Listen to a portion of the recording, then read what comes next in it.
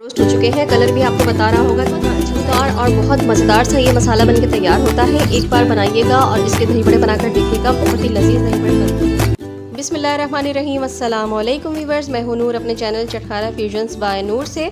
और आज मेरे किचन में बनने जा रहा है दही बड़ों का बहुत ही मज़ेदार और चटपटा सा मसाला। अगर ये मसाला रमज़ान से पहले तैयार नहीं करके रखा तो फिर रमज़ान की तैयारी तो अधूरी है। तो आइए चलते हैं फिर ये मसाला जल्दी से झटपट से रेडी कर लेते हैं। सबसे पहले हम लेंगे साबुत लाल मिर्च, साबुत धनिया और साबुत सफ़ेद ज़ीरा। ये तीनों चीज़ों को हम वज़न लेंगे और हम वज़न लेने के बाद इनको हम ड्राई रोस्ट कर लेंगे जब तक इनकी भीनी भीनी खुशबू नहीं आने लगती। ये तीनों चीज़ें मैंने 4 टेबल स्पून ली हैं। आप जितनी चाहें हम वज़न ले सकते हैं। ये देखिए तीनों इंग्रेडिएंट्स हमारे ड्राई रोस्ट हो चुके हैं। कलर भी आपको बता रहा होगा कितना अच्छा सा इनका आ गया है। अब हम इसको निकाल लेंगे एक प्लेट में।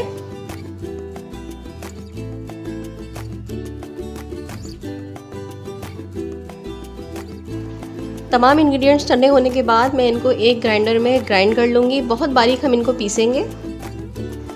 ये देखिए तमाम मसाले पिस के कितने अच्छे हो चुके हैं। हमें इतने ही बारीक मसाले इसके रखने हैं। ज़्यादा पाउडर शेप में भी ना हो, हल्के से दरदरे हों लेकिन ज़्यादा मोटे भी ना हो, बस इस बात का ख्याल रखिएगा। अब मैं इसको एक प्याले में निकाल लूँगी। अब मैं इसमें शामिल कर दूँगी 1 टीस्पून के करीब ब्लैक सॉल्ट यानी कि काला नमक और हाफ़ टीस्पून के करीब मैं इसमें डाल दूँगी रेगुलर सॉल्ट। इसको अच्छी तरह से हम मिक्स कर लेंगे। अच्छी तरह से मिक्स करने के बाद इसको किसी एयर टाइट जार में रख लीजिए सेव करके।